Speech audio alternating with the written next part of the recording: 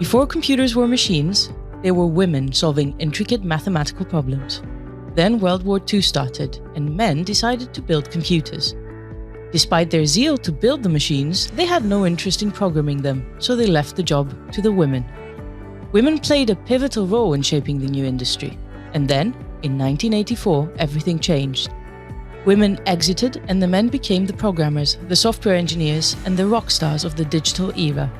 Today, only 20% of IT degrees go to women. In this podcast, we delve into the chronicles of these forgotten women, the trailblazers who guided us into the digital era.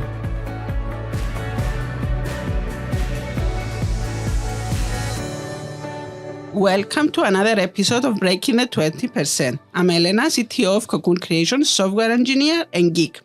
If you like this podcast, please support us by giving us a good rating on whichever platform you use to listen to the episodes and share about us on social media.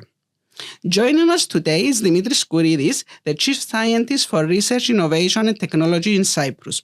With a wealth of experience and a pivotal role in steering Cyprus' technological future, Demetris is here to share insights into his goals, the role of the Chief Scientist, ongoing projects, and the impact of research, innovation and technology on Cyprus' development. Demetris, welcome. Thank you very much for having me, Elena. So let's start from the beginning. I want to know who Demetris is. Can you walk us through your career path leading up to your appointment as Chief Scientist? Thank you, Elena. Thanks for inviting me over and having me here with you today. So, like yourself, I'm a geek. I hold a bachelor's in computer science and software engineering and an MBA from Henley Management College, which later became part of the University of Reading. So, in essence, a core passion for technology. I have undertaken actually a few professional, let's say, certifications, starting with the Oracle database, eventually practicing out into becoming a cloud practitioner for the Oracle cloud infrastructure, Oracle's OCI, first and second generation, and then later a cloud practitioner for AWS. I've actually pursued extensive leadership and development trainings, or actually personal development in a variety of areas like digital transformation, information, innovation management, leadership, sales, data monetization, likewise in artificial intelligence, and concluding with startups and how they can actually scale from a range of universities and institutions like Columbia Business School, ISE Barcelona, the Michigan School of Ross, MIT, Harvard, and also Stanford to start with. I'm very passionate about technology, and throughout my journey in the 20 plus years of experience, I've actually played a variety of roles, starting from consulting, implementation, software engineering projects, R&D in the first couple of years of my experience, and then eventually moving over to standards, where I actually played a pivotal role in standardization standards for security, telecom, and information technology, and eventually moved over into the corporates for Oracle, taking over a few individual and also leadership roles, starting over from 2006 and covering a range of responsibilities, covering territories across Southeastern Europe, Eastern Europe, Middle East, Middle East and Africa, and eventually EMEA and APAC.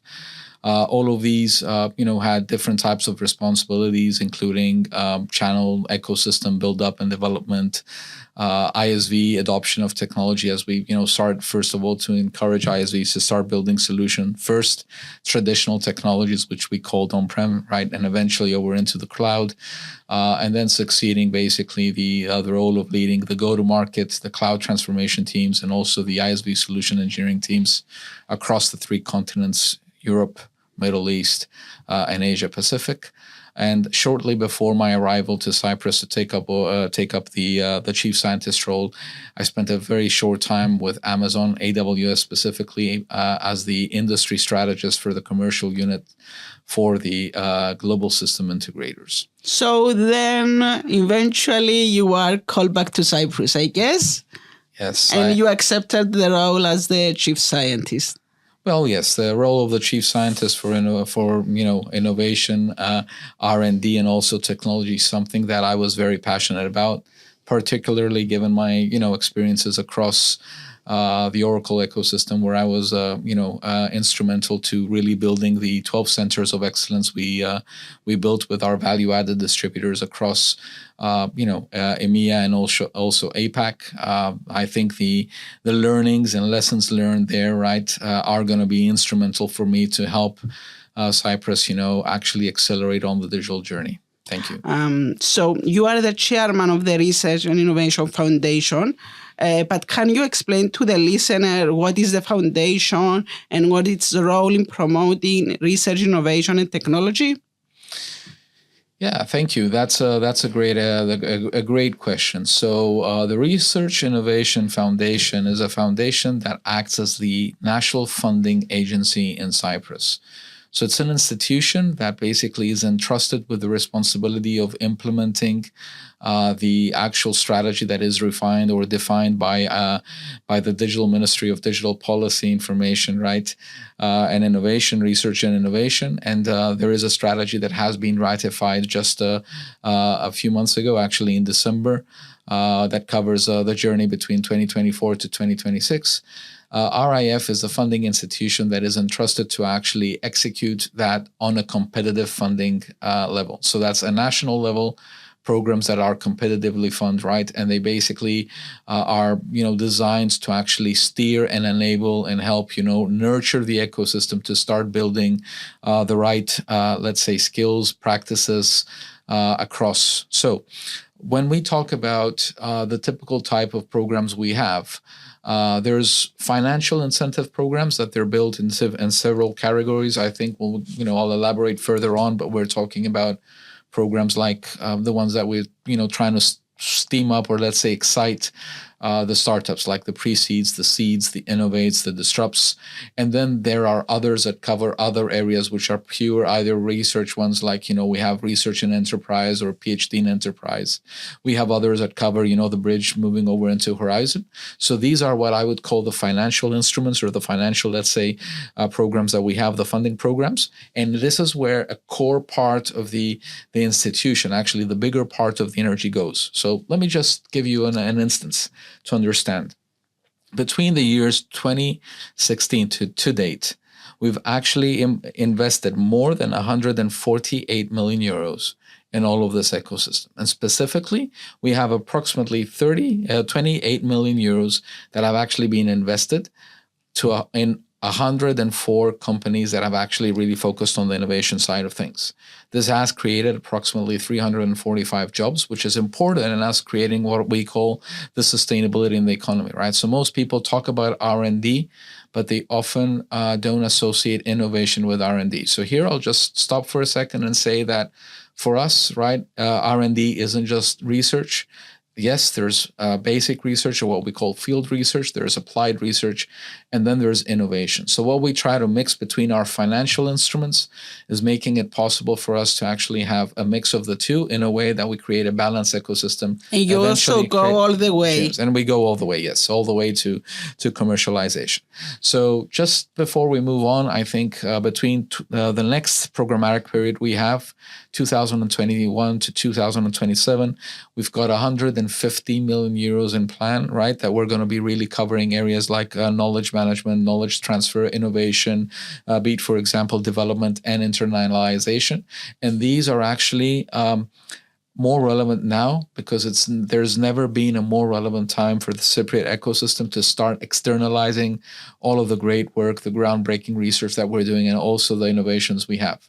So before I move over into the second one, the support services, and you'll understand why, when we look at our ecosystem today, right, Cyprus, I think, is quite advanced. We're talking about an ecosystem that's about 12 universities, 7 centers of excellence. We've got approximately 2,500, let's say, researchers, 4,000 entrepreneurs. And in addition to that, right, we've got more than 450 startups, all right?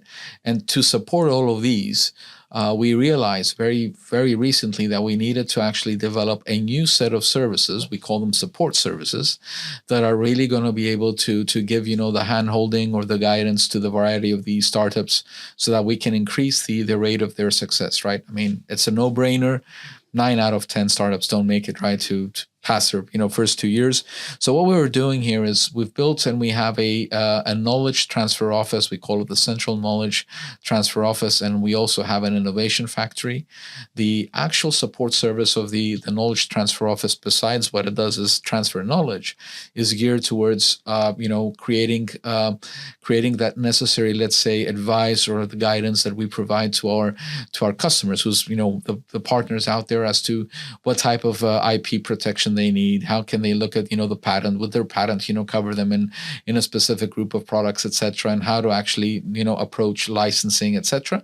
And at the same time, when we're talking about what we call the innovation factory, we're talking about services like what's your innovation capacity assessment? How do you develop your innovation capacity, right? What's the mentoring and coaching you need for you to be able to really get people thinking in the right space, being able to really start thinking about how they approach the product development, how do they actually structure their startup plan, right? Remember, a startup, for it to be valuable, eventually somebody's going to have to look at lifetime value with customer cost of acquisition. So all of these little I think nuggets are nuggets that we offer as some sort of a service, right? We're not the be and all consultant. We're not there to actually consult for the sake of really making money out of it. Our primary focus is to really help these organizations, once they need that help, to have that to be able to come back. And last but not least, I would say, beyond the access or guidance to finance, right, to also help them with some tips and tricks or best practices for startups that are really moving on.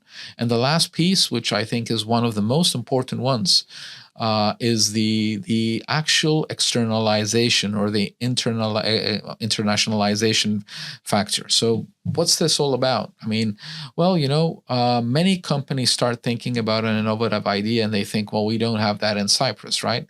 Well, if you don't think about the international environment and you don't look beyond the borders of a small island, it will be hard for you to grow in the future. So what we do is, as a research and innovation foundation, we're committed to helping every one of our partners, be it a research organization or a startup, right, to actually have access to what I call the route to market, right, to really help them cross the border, be able to present their solutions, to integrate, to mix, to get introduced to new customers, potentially either through other channels, or even to present in forums like Reflect or Jitex or Slush or all of these others that are there.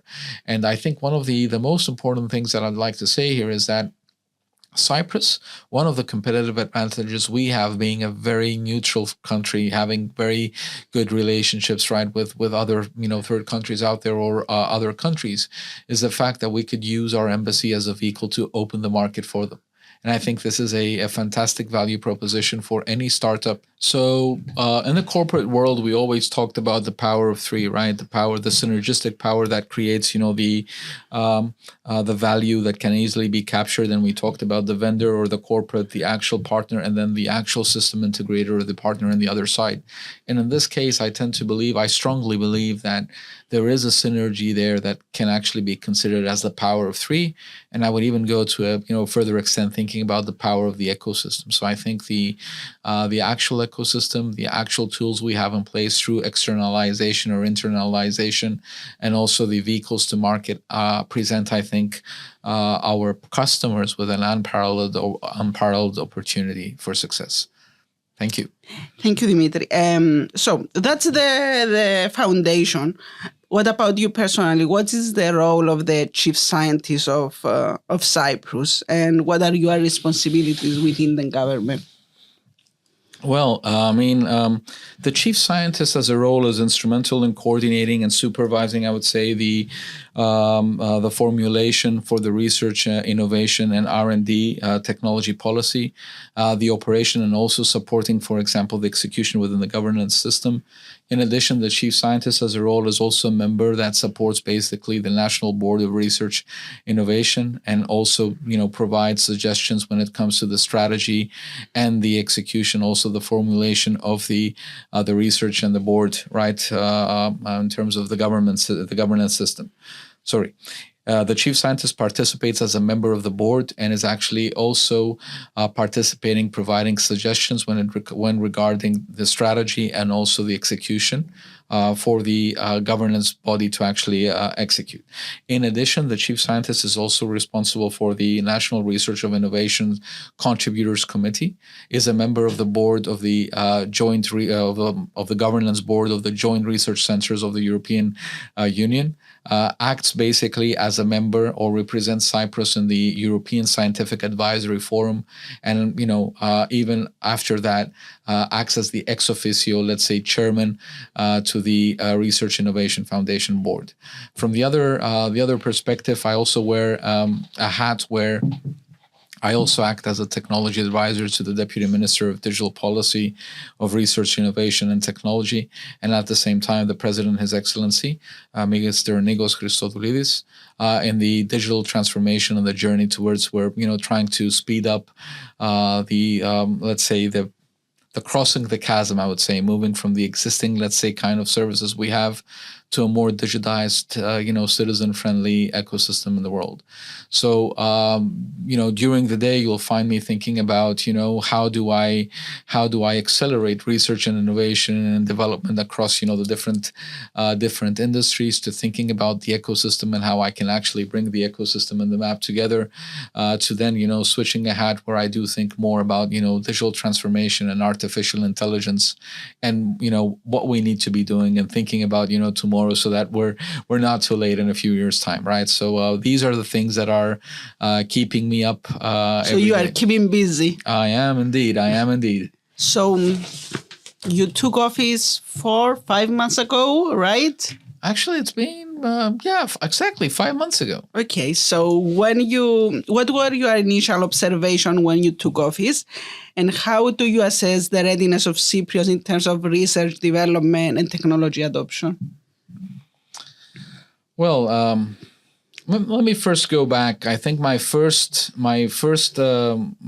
encounter with Cyprus was 2002, when I just returned back after my studies abroad, and I would say that Cyprus back then was in its early phases getting introduced to participating in these European research and development projects. And I remember back in my time, I had an opportunity of engaging with what we call the fifth framework program and the sixth framework program that succeeded it. So that was the beginning where Cyprus was actually making the first journey into the research programs, and I was actually surprised by seeing how eager many of the businesses were in really investing in R&D. I returned back in 2023, basically in September, and I must say that I have been pleasantly surprised, basically, with the level of progress that I've seen. I mean, we have a lot of technology out there. Many companies are already using artificial intelligence for specific use cases. We've got, we're using computer vision that are, I think if you go to the mall down the road, you're going to have a parking that's going to really detect your, how do we call it, your plates. And that actually is running computer vision, right? So we've got, a vibrant community. I think we highlighted it earlier on, 12 universities, 450 tech startups, right? We even have some of the largest companies in the world that are here. I recall reading an article that as a startup some time ago, Viber started, as an R&D unit here. We do have some of the biggest utilities. We have the multinationals that have offices in the island. For a while, we even had multinationals that basically had their headquarters based in Cyprus, and that accelerated, I think, the level of know-how of Cypriots for basically using technology and basically have a strong know-how. And now I think the road is really moving on. And I think that, this impression was actually more reinforced when I started interacting with the actual ecosystem today. So, during my initial visits, in my introductory visits to the field, it was great looking at, kiosks with their, let's say, extensive research and development into using artificial intelligence, either to develop, digital twins that are going to look at, emulate the city and how the city operates, from end to end. The example for us is Limassol. Great work that they've done with computer vision, looking at, for example, traffic and really trying to optimize and see and give some recommendations on the traffic system. Looking at, for example, the great work that is being being done on cultural heritage using, for example, artificial intelligence and virtual reality or augmented reality by science. Moving on, for example, Earth surveillance and environment. I recall seeing, for example, a great application by Professor Anayotos, if I recall correctly, who was actually showing me how he could actually zoom into any part of the island and really predict the best suited soil for them actually to grow crops, right? And that's surprising. The fact that you can actually go down and zoom into a specific area and see, for example, that this soil is more fertile and, this amount of water or humidity will actually yield for XYZ crop production is actually mind-blowing. I mean, moving onwards, health is an area where we're actually doing a lot, and I think we've got, the Cyprus Institute of Genetics and Neurology. We have the biobank by the University of Cyprus, where I think Professor, for example, Konstantinos Deltas, and also on the other side for the institute where we have Professor Leonidas Phylaktou, where we have Professor Leonidas Phylaktou, and then we have the Cyprus Cancer Research Institute with Professor Christodoulides, who are really looking at very, very different domains across the island. Put on top of this, some of the pioneering energy and pioneering research that we're doing on energy with Phaethon, and then cultivate and captivate on top of this, the Climate and Atmospheric Institution Center, which is the Cyprus Institute. I think you have pretty much an all-in-all, let's say, encapsulation of centers of excellence that are built to advance science, but at the same time build, the excellence and service that can really go across and really act as beacons of, I think, service and towards the community, not just for Cyprus, but abroad. But I think building on this, what is also very surprising to see is that looking at our research organizations, be it, public universities like, University of Cyprus or the Open University or the PAC, I think we've got some exquisite researchers out there that are really pushing the boundaries in terms of, the type of research they're creating. And I mean, I think that also extends into the private sector where we're going. Now, the last piece is we do a lot on product innovation. So we've got a lot of innovative companies that are actually, also pushing the boundaries. They're not, publicly funded in terms of, like the centers of excellence. However, these are the ones that are, the customers towards the Research Innovation Foundation, which we work with. And, so they've got a lot of research, product innovation, new product development in any areas that start from deep tech, energy tech, retech, fintech, health tech. And I think, that's good, right? So for me, it's no surprise that Cyprus is really ramping up, moving up very fast. We see Cyprus being ranked for a second year into the European Innovation Scoreboard as number 10th on the list, right? And we're number 28th on the Global Innovation Index. So I think these are great. These are great areas.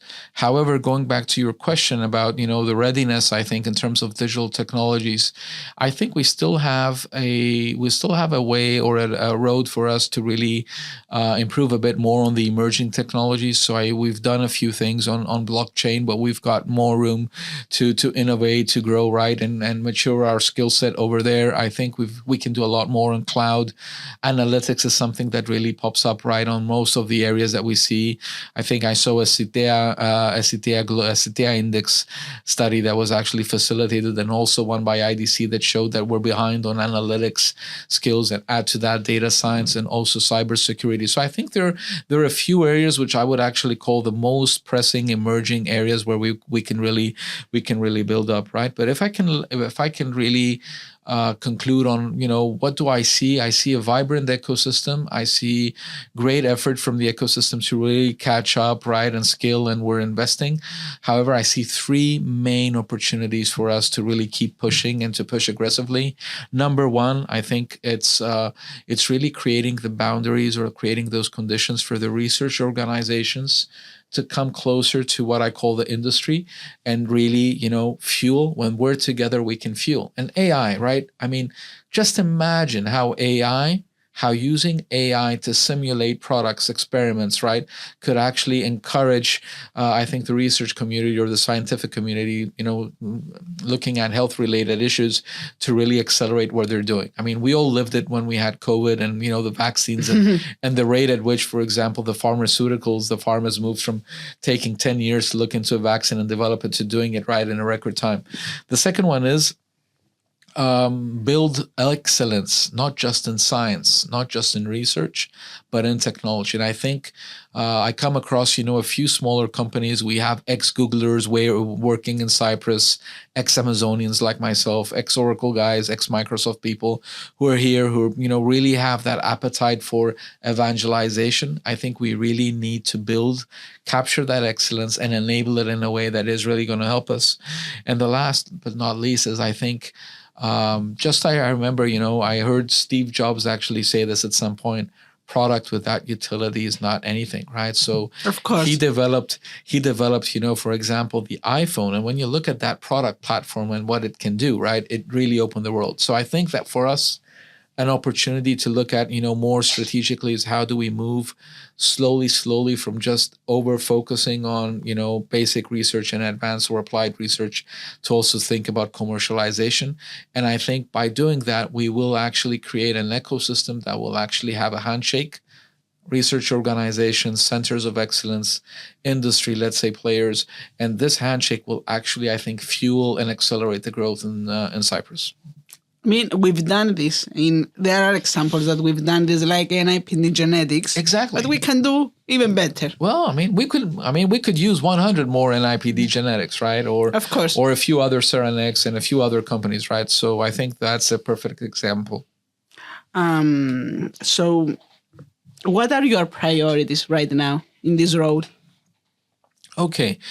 Well, I'll talk about the chief scientist. I'll talk about the chief scientist more than I will talk about the digital side of it or the technologies. But first of all, I'll start with a basic one, which is aligned to support basically the vision of the President, His Excellency, Mr. Nikos Christodoulides, to really accelerate the digital transition of Cyprus, right? To basically make it possible for every citizen, right, to have that flexibility to really interact with digital unified front, right, be it a web browser or be it a citizen app, which was announced a few weeks ago, to actually reduce that overhead, to provide a better customer experience, and to really create that frictionless society. So I think the first priority I have is supporting my fellow friend, the Minister of Deputy of Digital Policy and Research Innovation, Nikodimos Damianou, in the journey of really catching up with this acceleration.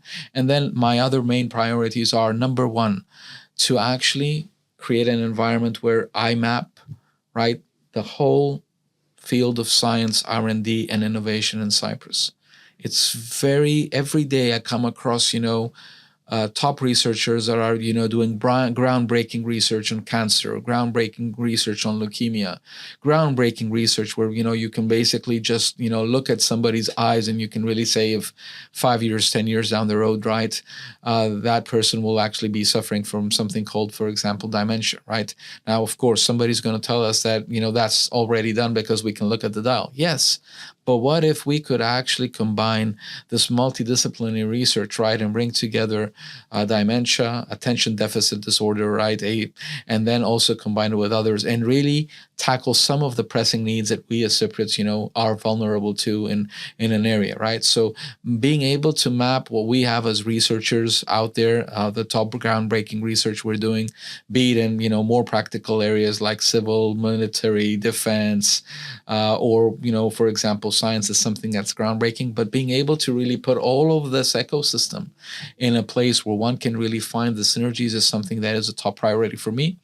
The second, the actual third, sorry, I keep on talking about the second, but I forgot that I already said the second. So the third one is actually creating the synergies, right, between all of these players, these stakeholders. And the reason I say this is because, usually people keep on debating about, the value of research versus the value of innovation and how it's there. But I think that, the easy way to look at it is some countries who have actually leapfrogged others have actually bet, on basic research, right? So we need fundamental research, we need applied research, but we also need to start looking a bit further and looking at, that innovation, how applied research transforms into a product and how that commercializes. And, one of the basic dimensions we have here is we have a very strong research organizations and institutions and very strong industries, but these two are not talking together. So part of my vision is to actually create the forum, create the boundaries where these groups of people are really interacting with each other, right? And they basically start brainstorming as a team. They become a real team. So, and that basically is a game changer. And I think the last one, which is long overdue, is sometimes, we, in the name of research or innovation, we over-complexify a process to basically ensure that we're really demonstrating the right behavior, simplifying that to make sure that the actual parties engaged, right, between each other, focus on the right thing. The right thing is research, the right behavior is innovation, and we shouldn't be over-complexifying something just for us to be able to justify it. So as chairman of the Research Innovation Foundation, we've actually taken towards the ecosystem a proposal talking about a simplified process that can actually tackle this. And that's part of the plan. So that's my main priority right now. In my first 2 years, I want to really focus on these fundamental, let's say, areas. So it's all about, mapping and developing the community, ensuring that, we help them in commercialization and shift the focus so we can really go from, theoretical to theoretical plus, I would say, practical application that can feed the funnel, right? Meaning bring in money with the successful IP tax, and then at the same time, make it easier for people to come. If we do these three things, right, we'll be more attractive. We'll be positioning ourselves further on the innovation score. We'll be more attractive for, startups and other tech companies to come, and eventually also support His Excellency's vision in, making Cyprus a regional hub, an innovation hub, and an R&D hub. Thank you. You touched upon this before. Unfortunately, unlike the US, in Europe, a lot of time we think our research something that happens in the universities and is disconnected from the businesses. So how can businesses actively contribute to fostering research and development, and what strategies can be implemented to increase the number of innovative firms here in Cyprus? Well, I think if we go back and we look at, right, all successful companies, right, started off as a small startup in a garage, they ended becoming bigger, and, they start becoming even more successful because they actually have built an R&D unit that looks, into their product, their portfolio, 5-10 years ahead. In fact, there's some of them that basically have actually gone out of the market simply because they have not invested in R&D. I think that there is a misconception that our businesses are not talking with the research organizations because I've seen a lot of cooperation happening. But what I think can actually be a game changer for us is if we start making that a priority for the business, right? I think not every business, because there's many SMEs that are not big enough, do not have the necessary, let's say, frame, or I would say infrastructure for them to build an R&D department. But I think building an R&D department, either it's a 1-person team, it's a 3-person team, it's a 10-person team, or even a 100-person team where we have some of our pharmaceuticals having, is something that will really help. So I think that's one of the priorities we need to start looking at as a nation, as to how we as established companies can actually start leveraging from R&D as a mechanism that can protect our viability into the future, making us more competitive and more sustainable. Now, in doing so, I think there's a bridge, right?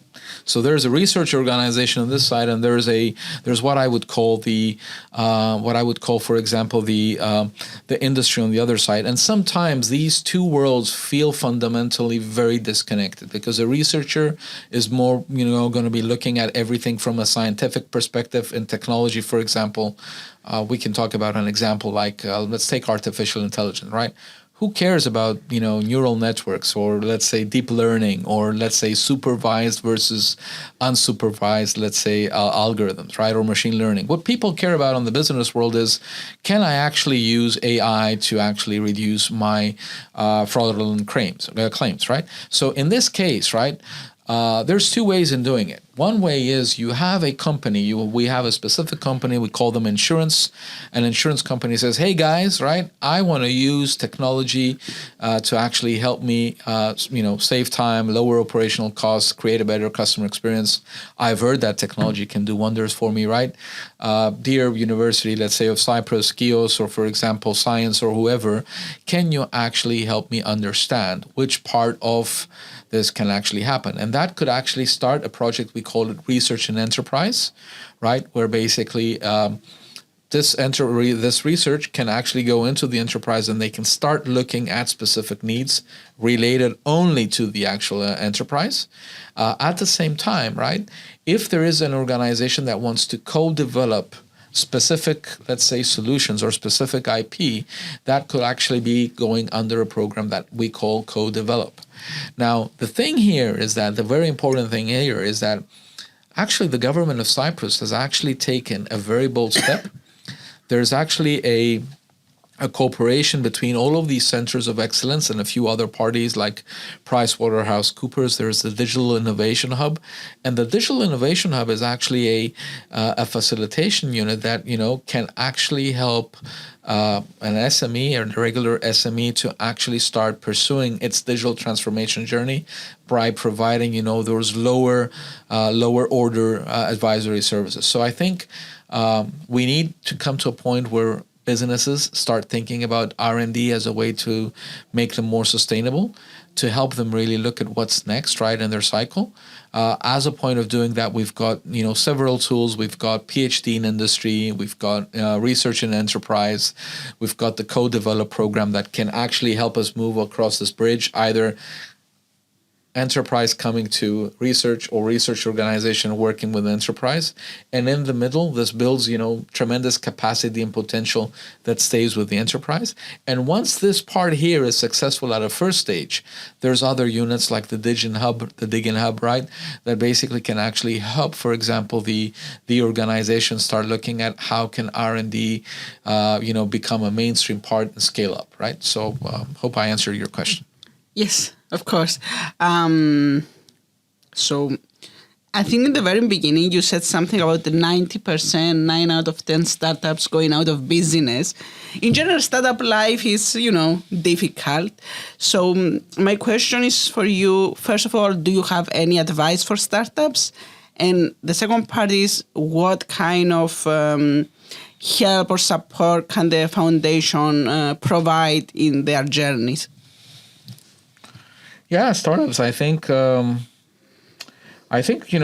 of all, startups are a big chapter, right? And you keep on reading, great books like Eric's book, right? The on the startup models, etc., and others, by I think universities that have their own cookbooks, or I would say their methodologies, be it the MIT or the Stanford Canvas by our dear friend, from Cyprus.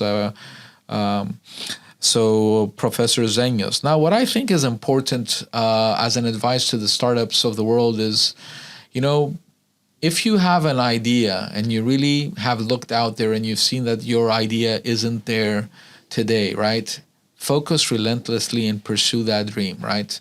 There's many times where we've seen a simple idea, how collaboration turned Facebook into a success, right? Or Airbnb into another phenomenal success. Or even, for example, Amazon to where Amazon is today. So I think that ability of really looking out, testing your idea, thinking about your idea, thinking about how your idea could create value is something that gives you that belief that you could really pursue that. Now, the second piece of advice that I'm actually going to say is that, sometimes it's ideas, everybody can have an idea, right? But the most important thing is to start looking into the idea and see how could this idea of really focusing on customer needs that are unmet today, create and capture value. Meaning, okay, how can we create and capture value? And I think the fintech world is a great example where we are all used to using banks, right, and the traditional banking model. And all of a sudden, you see fintechs that are using what we call, the Payment Service Director 2, PSD2, right, because of the decoupling. And they're creating just nice, user experiences that can really excite the user and really helping them to really work, for example, with a Revolut rather than work with a normal bank. So I think when you look at that idea, just make sure that idea, right, is actually able to capture, you think about the capturing of the value and the creating of the value. To get there, right, you always need to think about specific customer personas, right? I mean, there's no solution that can be generic enough to tackle every user. You just have to really dissect, look at the customer personas, reflect, see what the unmet needs are, start working, for example, what the value creation is and how you capture it, and then test that hypothesis, move over. I think the other item that I've seen that we could improve here in Cyprus is we keep on talking about startups and we're looking for funding. Sometimes we overlook the problem of really thinking about how could I build an MVP or a wireframe where I can test my assumptions, I can go out there, I can get some feedback, test my hypothesis, go back, reflect, right, before I go out and I spend, millions of dollars on building something that somebody doesn't have. Basic proof of concept. Basic proof of concept, right? And I think this piece is actually very important. And thank you for, terming it as proof of concept. But sometimes, I see people who are really in the startup world, they're so concerned and concentrated on how they're going to fund the funding to fund each phase. By the time they actually get to the proof of concept being alive to be out there, right, the world has changed. And this is what I'm really, what I'd really advise, all of the friends out there in the startup community is we live in a very volatile, uncertain world, right? Make sure that you act in speed. I mean, Amazon, Steve, right? Jeff was all about, breaking things, making sure that you really get, the customer experience, but you break, you build, you rebuild, and you really, really move that forward, right? And I think this is actually something that leads me to the fifth point is as a startup, right? Try to think about your commercialization. Try to think about your pricing strategy. Try to think how you're monetizing the solution you have, right? Gone are the days where we had the luxury of really offering everybody a freemium version of the product, right? And you just get 1,000 users on and they're just going to magically, pay you X dollars when your price goes up. So think about the pricing strategy. It's one of the most important things that, people often overlook when they're actually developing that. Building on, I think, going back to the days of when I joined Amazon, right? And I remember the working backwards for the customers. Amazon's motto, right? We focus on customer obsession.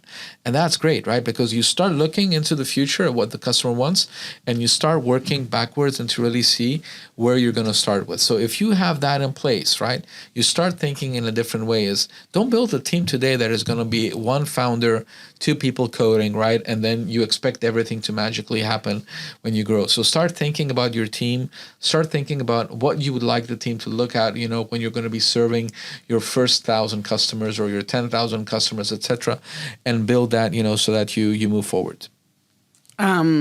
So what kind of, how can the foundation support startups?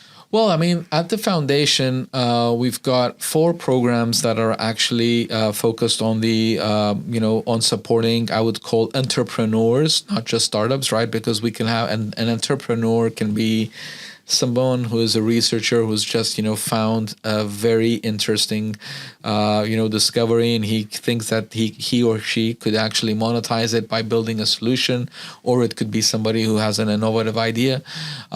To support and enable, our ecosystem, we have 4 programs. One is called Pre-Seed, starts with an idea, goes through a competitive funding program, right? And through this program, if you are approved and part of it, right, you get approximately 119,000 euros to be very precise, that are equity free for you to actually start from going from, that idea into materializing it, building it into a POC and being able to really test it into the market. Building on that, right, once you have established that, there's a successor program which we call Seed. Seed takes you all the way up to €500,000, and that program is all about making sure that you've got the ingredients required for you to for you to go beyond your initial startup phase.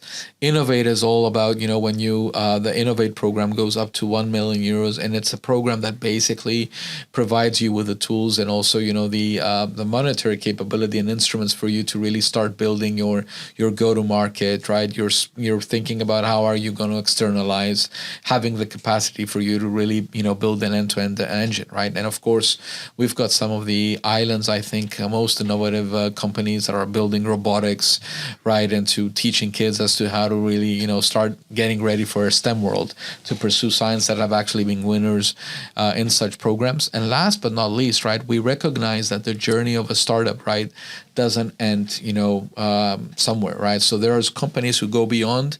They actually start establishing themselves. They've got some products. They're building new products around, right, their core offering. But then they're at a stage where they want to go into a scale-up world, right? And that requires a very different type of support. And to augment that, what we basically have is we basically have a program, we call it Disrupt. Right, and Disrupt is all about bringing the two worlds together, meaning helping, for example, the company to really start taking the baby steps into the scale-up world, and that requires venture capitalist, right, investment. So an entrepreneur who's actually at the stage where he has a company's valued, they're actually performing, so they're really stable, they're solid, right? They actually use a VC that's regulated in Europe. They invest $1 million, and then basically they're eligible for seeking more support from the ecosystem and moving forward. But not to stop here, right? These 4 programs are just the beginning. There's a lot of hard work that is happening behind the scenes by, others like, incubators and accelerators in the island that are really, investing, helping, providing coaching, business model innovation services, right? And really helping all of these innovative companies, move forward. And I mean, just to give, 2 examples and 2 extremes, I won't name any of these incubators or accelerators for obvious reasons, right? But on one side, we've got one that has actually created a robotic platform that enables, I think, the disabled people to be able to move up, staircases. Very inspiring story. I mean, you could actually walk into the incubator's office and you can see the actual platform, right? And you can even test it yourself. And on the other side, right, we've got again an example of of a company, right, that basically provides services trying to help our scientists accelerate the extension of their mind beyond research to look at the commercial side of things. And there's a marvelous example where we've got Mentis VR, a company that was actually created as an example, starting from a pre-seed, with a very well-known football goalkeeper here in Cyprus, who actually created a solution that uses virtual reality and augmented reality to train goalkeepers and develop their actual skill set and making them more agile.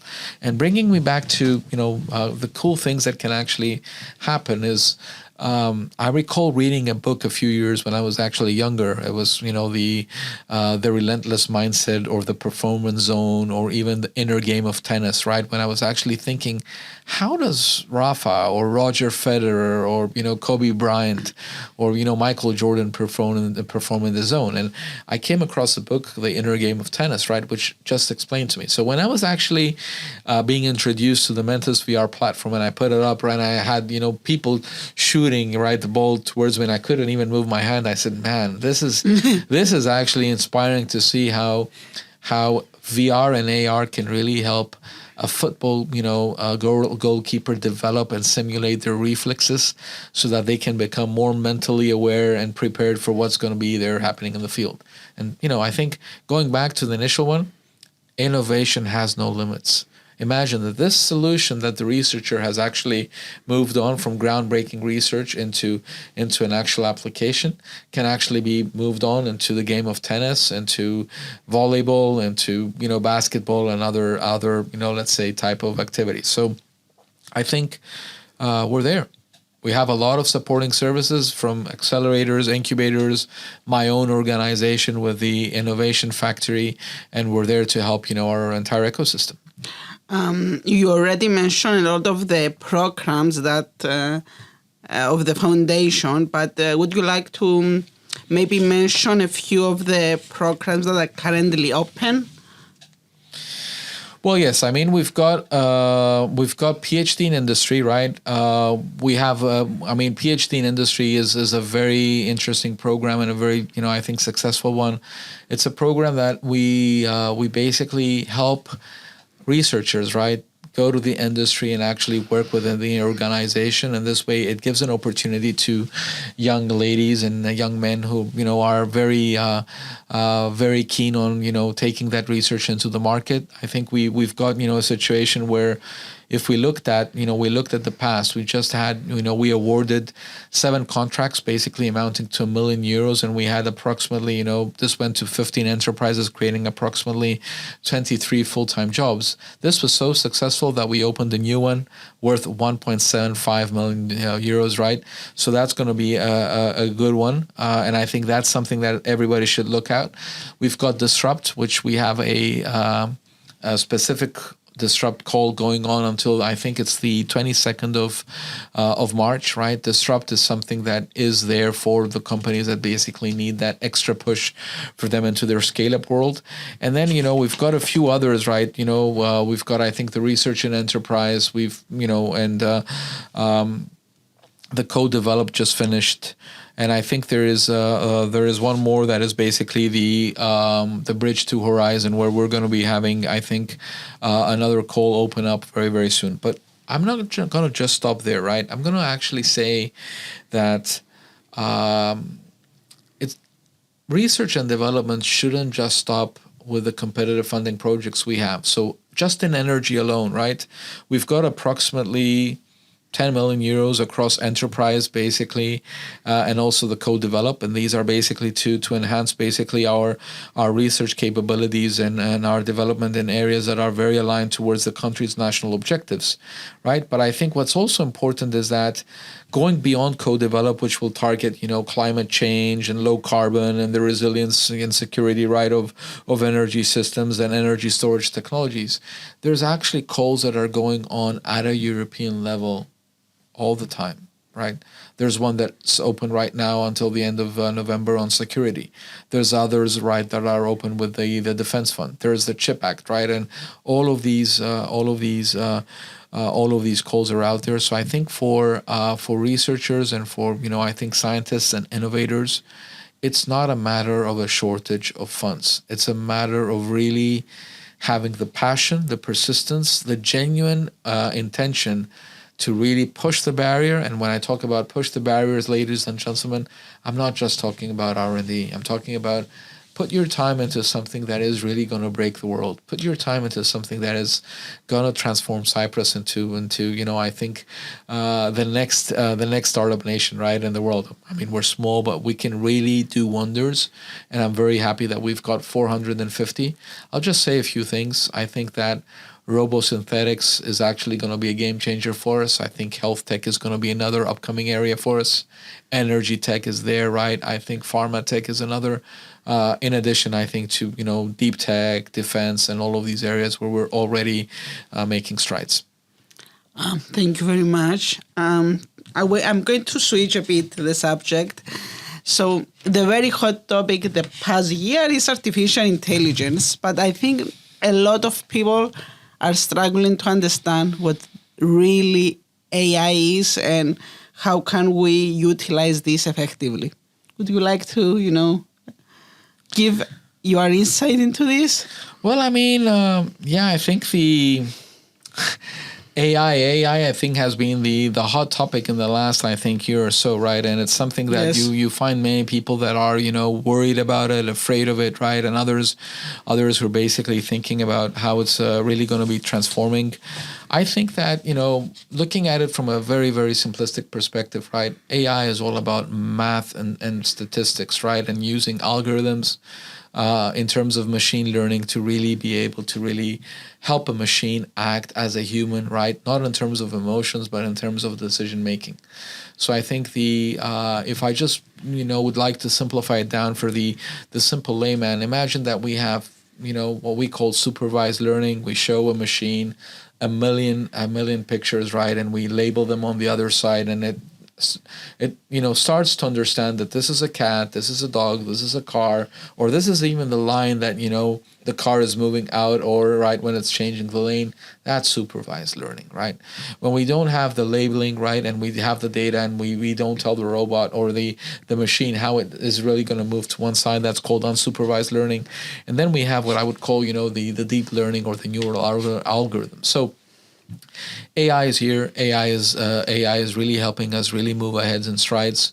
Most people, when they think about AI, they think about, oh man, it's all about ChatGPT or Google Bard, right, or whatever it is. But it isn't the case. I think it's more about, classifying, saying, well, we've got something called generative AI. Then we've got AI where we're talking about computer vision. Then we talk, for example, about robotic process automation, which is a simplified view of it. But the most important thing that I would say is that, when we're looking about it, we're talking about getting to see what use cases of AI are going to be more relevant to us. And I think the great work being done with the EU AI Act is actually, I think, a first. I think, segmenting the use cases and depending on, where and what will be used is something that is going to really change and help us. I think, many people are talking about the actual limitation to innovating versus not innovating with stringent control. I think we'll be fine there. But I think that the AI is an inspiring tool. It's a tool that really can help people become much more productive. I've embraced it as chairman of the Research Innovation Foundation, and in November, we had an offsite where we had team building activities, and we basically had 2 hours of AI. I think our good friend Nikos Christodoulides were there for the general part of the AI.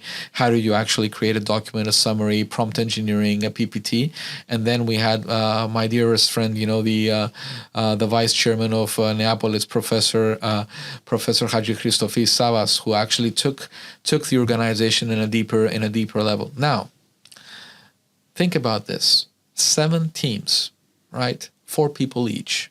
It took them 1 month, and we had, in less than a month, we had 20 proposals of how we could use AI to help us become more productive, save time, offer better customer service. We've had 50% of my organization, actually, which is an organization, right, a private organization funded by the government, actually experimenting with generative AI. And we actually have, now more than 50 digital badges of it, right? The amount of productivity that I see in my organization is like mind-blowing. I can only say that for me, it was a very interesting thing that I piloted an example where we had, for example, I asked them to create, for example, a small deck that highlighted what AI use cases are being used in public sector across Italy, Greece, France, Germany, Spain, the United Kingdom, Lithuania, Estonia, Dubai, and Singapore. And they actually did this in 24 hours. Now, going back to your initial question, how is AI going to help us? Well, AI is going to help us become more productive. AI is going to help us really save time, right? And really, move manual tasks or things that, can be done with lower order effort, allowing people to actually create more time for the things that they have. And at the same time, offer, for example, through conversational intelligent agents, call centers that can really understand a different language, right? Offer us, I think, tremendous benefits in customer experience, be it in insurance, be it in financial services, be it in use cases for the government that we're looking at, right? Be it, for example, for education and all others. In terms of learning, I think the skills that we're probably going to have to look at, right, and really build on are, how do we actually learn how to use more information management, get a bit more, let's say, capable on using, I think, the traditional tools out there, how to actually do more critical thinking and be able to really detect, what is right, what is wrong, what works, what doesn't. Is this data accurate? Is it not, right? Is the data set I'm feeding into a model correct or not? More about problem solving, thinking about, how do we develop more skill sets on collaboration, communication, right? And to be able to really use AI, right, as a tool. I think one of the the core advices I'm going to give to all my fellow colleagues and friends out there is AI can actually help us. So making sure that we know how to use AI, right? Or augmenting a human with an AI powered bot in his pocket can actually help them, right? Be more productive. However, never stop thinking that, we have the critical thinking. We know what ethics, we know what values are, right? So we need to make sure that we are competent enough and ready enough to really be the role that we need to play into the future, meaning the human in the loop, right? Or human augmented AI capabilities. I hope I answered your question. Yeah. The thing is, though, that there is a lot of concern. There is concern about people losing their jobs. There are privacy concerns about copyrights. And then, of course, there is if you grew up in the 80s or the 90s and you've seen the Terminator and the Matrix, the machines are coming to get us, right? So should we be worried?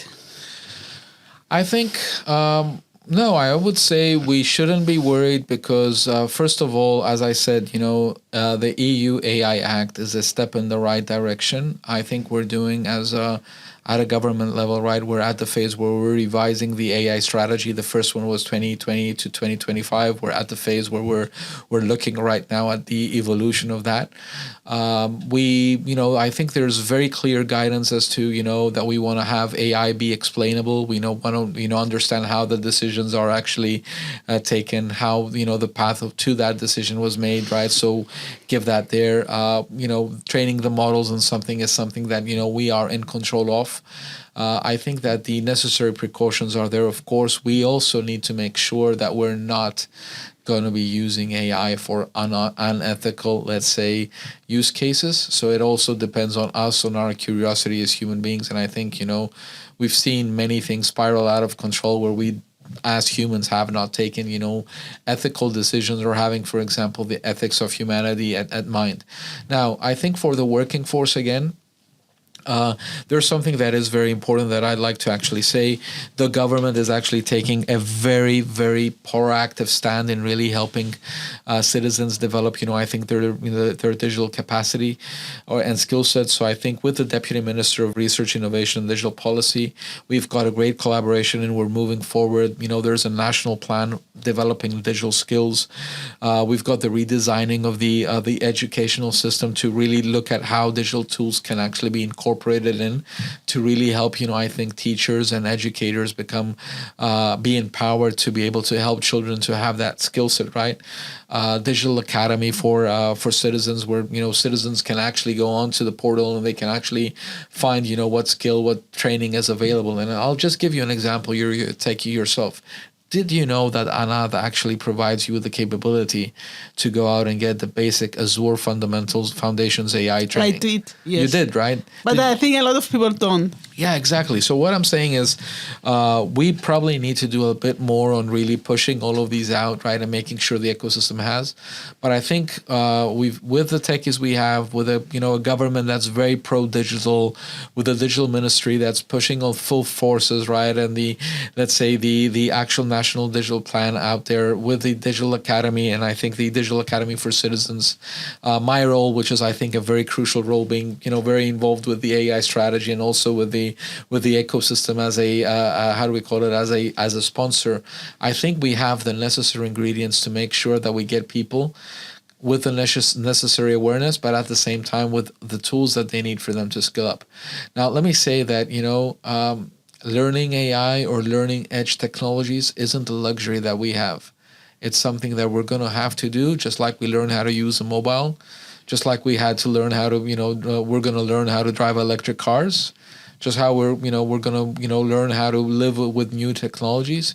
And I'll just stop here with a question for you. I think this is a good one. Is we're probably, we grew up in the same age, right, and the same era. And there's a museum of computers, right, just across this road, like a few kilometers away.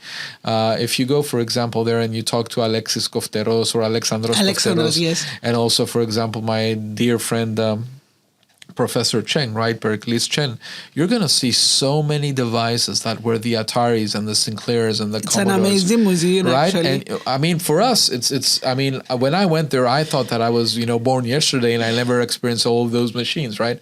So the pace of technology is just increasing, right? AI is a game changer today, but there's going to be new game changers tomorrow. And I think just like we do, when we do our best, we keep on learning, adapting, adjusting, right, and evolving. I think that's a skill set that we're going to have to continue to build upon. But I think what's important, right, is the fact that for us, I think the government, in coordination with all of the ministries and all of the other external hands, is really putting a major effort to empower the citizens and really help them by providing all of the services. A call out for all of you is really, there's a lot of information. Visit the site of the Deputy Ministry of Digital Innovation. Go to the Academy, the Digital Academy for Citizens. Look up at Anath. There's amazing courses out there that can help you get started, not just on cloud and AI, right? Pretty much everything. So I'm glad you talk about citizen, because that was my next question is, we talk about AI, we talk about some of the skills, but in general, what are the skills that the citizens or the individuals need in this new era? Well, I think first of all, the ability to distinguish between basic needs of security. Is this a phishing attack, right? Or is this something that is a scam, right? So we all get, every day we keep on getting these emails that are telling us that the parcel can be delivered. Click here, right, to actually make a payment, right? You don't have to click. You can just reply and see if that goes to something called DHL at or something else. They are getting very good actually. They are. It's pretty scary to see how fast the security world is actually moving, and how all of these new techniques are being going out on an everyday basis. But the ability to actually and the necessary awareness to be able to understand the basics on scamming or the basics of security, I think is something that everybody should actually work on. The ability to be able to manage the basics, like be able to attach, for example, a Word document or attach a sheet and really move it across a device using WhatsApp, or communication mechanisms. The ability to use, for example, the simple things we have, like a simple camera on your digital phone to take, for example, a video and report an incident, or take a picture and really use it instead of a scanner. Most phones out there right now, they've got more than 12 or 16 megapixels. Some of them even have 50 plus, right? So the ability of them being able to take a high definition picture that can actually even be loaded into a computer is amazing, right? Basic tools, basic skills, like how do you operate, I think the basic stuff like Word, Excel, etc.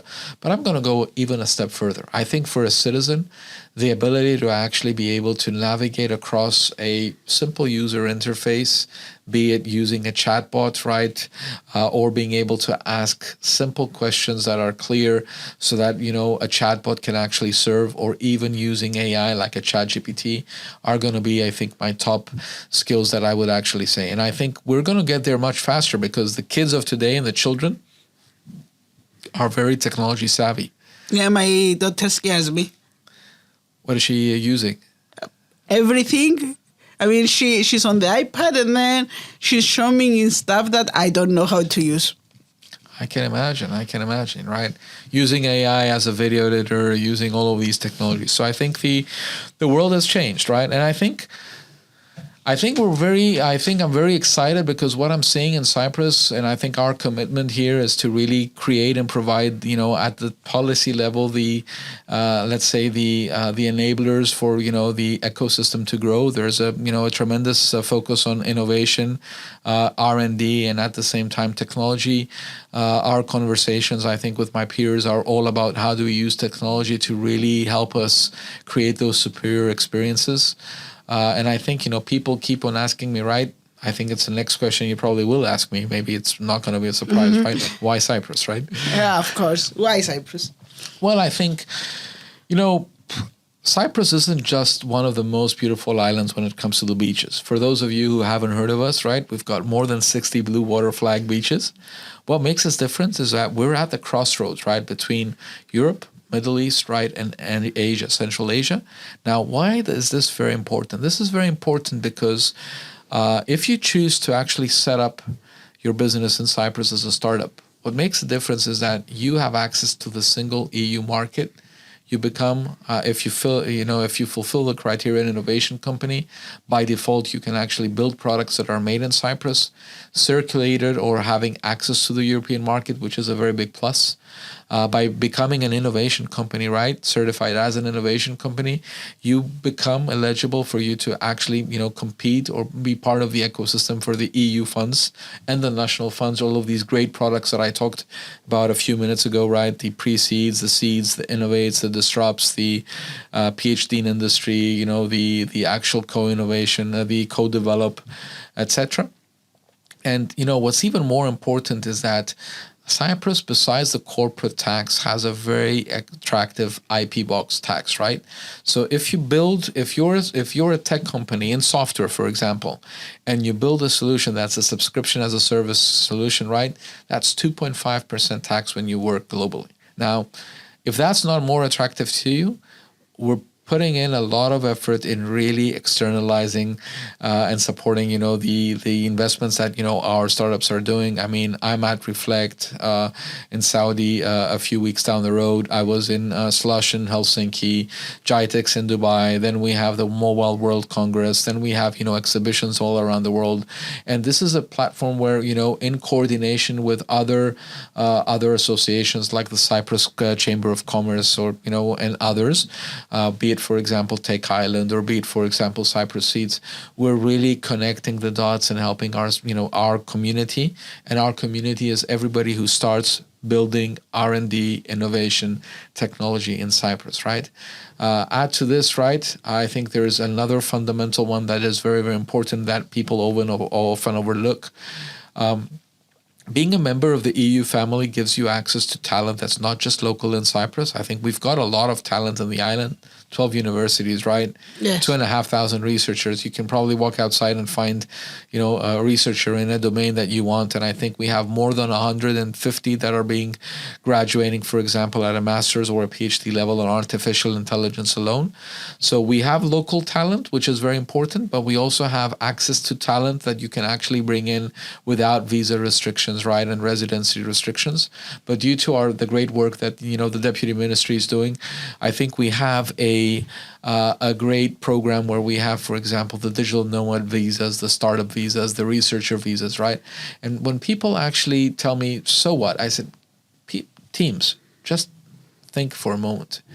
You actually have the possibility to mix and match between the best talent that you could have, the top researchers, people who actually are innovators or consultants across EU. You can combine them with, I think, some of the top scientists coming from other countries. Another country could be, for example, India. It could be Korea. It could be Egypt. It could be Jordan. It could be Dubai. It could be Saudi. It could be, for example, any other country out there, right? While at the same time, you have a center place, a lower cost of living, an attractive environment for business, a country that has secondary language is English, right? We're just maybe, I think, 1 hour and 35 minutes away from Athens. We're just less than 30 minutes away from Tel Aviv, and from Lebanon. We're just maybe an hour away from Egypt. We're 3 hours and 50 minutes away from Dubai. We're just about 3.5 hours away from Paris, 5 hours away from London, right? So if you want to be in a sunny environment, have access to human capital, have a great quality of life in terms of affordability and really being able to build a business, a very friendly ecosystem that supports R&D as part of its main sources of build-up, right? And as a business, a vibrant community, an attractive area where you can bring in, I think, your resources, and at the same time, right, be able to operate across the EU and have unrivaled, I think, customer experience. I think Cyprus should be on your list, and I think for us. I'm pleased to say this. I see, some of the biggest gaming companies here, some companies that are, in the areas of designing chips, some that are, are into space and exploration, right? And a few things that I can't talk publicly about. And right? a lot of fintech. And a lot of fintech, right? A lot of fintech. I think we're also seeing energy tech is going to be a big one for us. I mean, I talked about 10 million euros of programs, right, that are aligned onto the energy and all of that area. So I think Cyprus is, I think, very attractive. Come here. Come here, yeah, thank you. So We talk a lot about Cyprus. So how do you envision the future of Cyprus in terms of its position in the global landscape of, science and technology? Well, I think that's a very hard question. I think every chief scientist or every CTO, right, would actually be in a very challenging position to answer that. But I can tell you for sure is I think that the next years, I think at least in the presidency that we're in under His Excellency, are going to be pivotal. We're actually investing a lot into really advancing the digitalization and modernization of the experience of our citizens. So I think that in the next years we will be seeing a very different interaction with government, a very different interaction where citizens are going to really start picking up very, very fast. I think on all digital technologies. From a scientific perspective, I think we're continuing our focus and our commitment to investing diligently into research, innovation, right, and R&D. We have centers of excellence. We've got we're looking at it. We're going to be looking at how do we actually measure their performance and help them grow. And I think some of the services that we're seeing in these schools are just I think amazing. I visited the Cyprus Marine and Maritime Institute, and I was given a tour, and I was seeing as to how do they actually work on neutralizing the effect of the carbon emissions of fuel, right, when the actual let's say ships or cargo ships are coming in, and how we decarbonize. How do we look at moving, for example, and treating waste, right, and really using that waste to create alternative sources of fuel.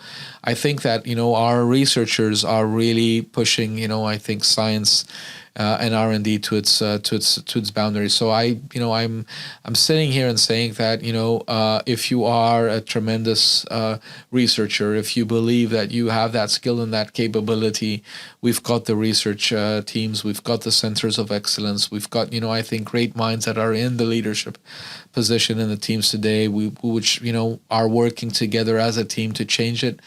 I can only see us rising up. I think the DESI score is something that we're going to be seeing soon, and I think that with the efforts that we're making, we're going to be looking into some interesting facts. But I can say that in 4 years' time, we are going to be a surprise for many of our counterparts in the neighborhood. You're not even looking far into the future. No, I think we have capability to actually accelerate.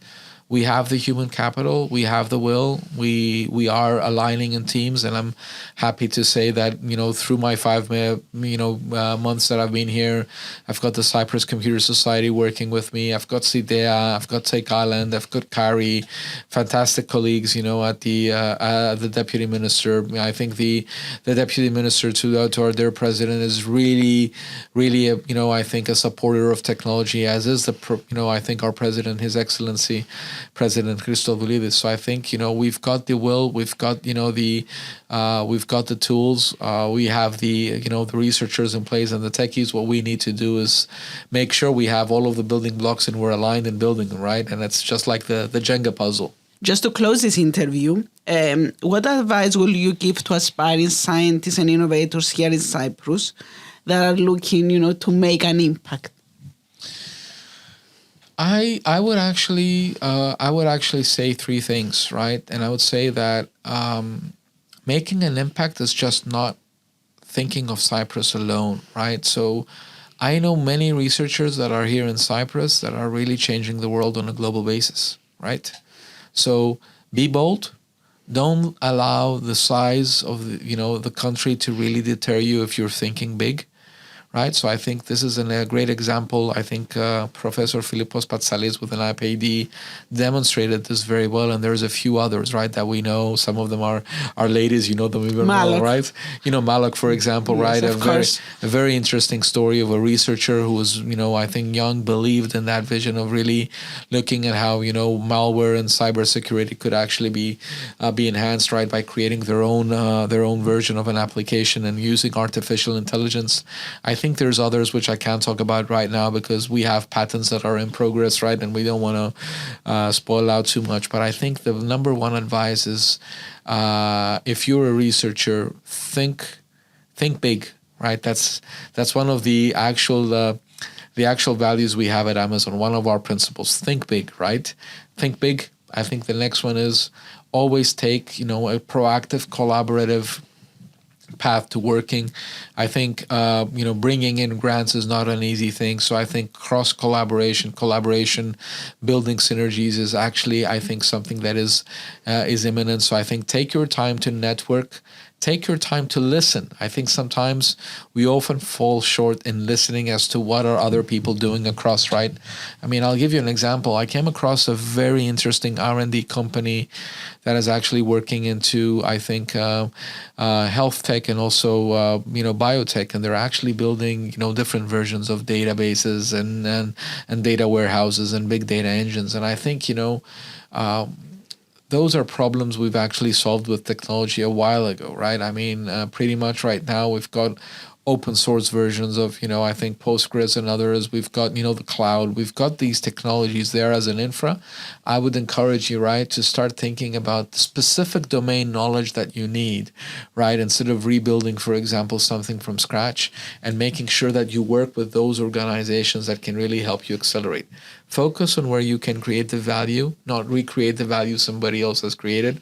Make sure that you use that time that you have, right, to really change and make the difference, right? And now, from a researcher's perspective, I talked about, thinking big. I talked about, leverage, collaborate, listening carefully, right? And leveraging the synergies where you have.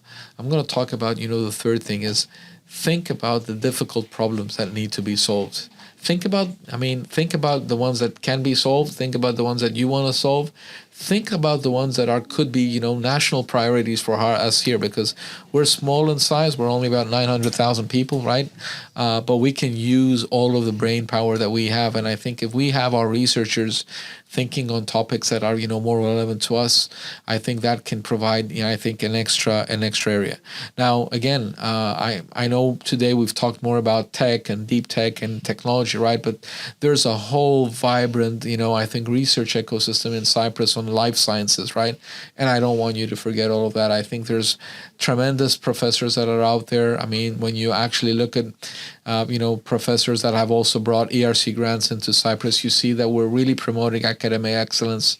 So if you want to continue, if you finished abroad and you want to come back and you feel very passionate, you can come back and make a difference. We want you. Now, on the technology side, I think here's where I need your help, guys. We're moving very fast into the next age, right? The inflection points on edge technologies, be it Internet of Things, be it artificial intelligence, be it cloud, be it data warehouses, be it data lakes, be it analytics, be it data science, and also cybersecurity, something where we need a lot of more help. I think all of these areas are very promising, particularly AI, cybersecurity, analytics, data science. The others, I think we've actually done a lot more. But I think as a nation, we've got a fantastic program in terms of skilling. We've got a fantastic program in terms of digital transformation, and we're pushing. I'm not saying we're perfect.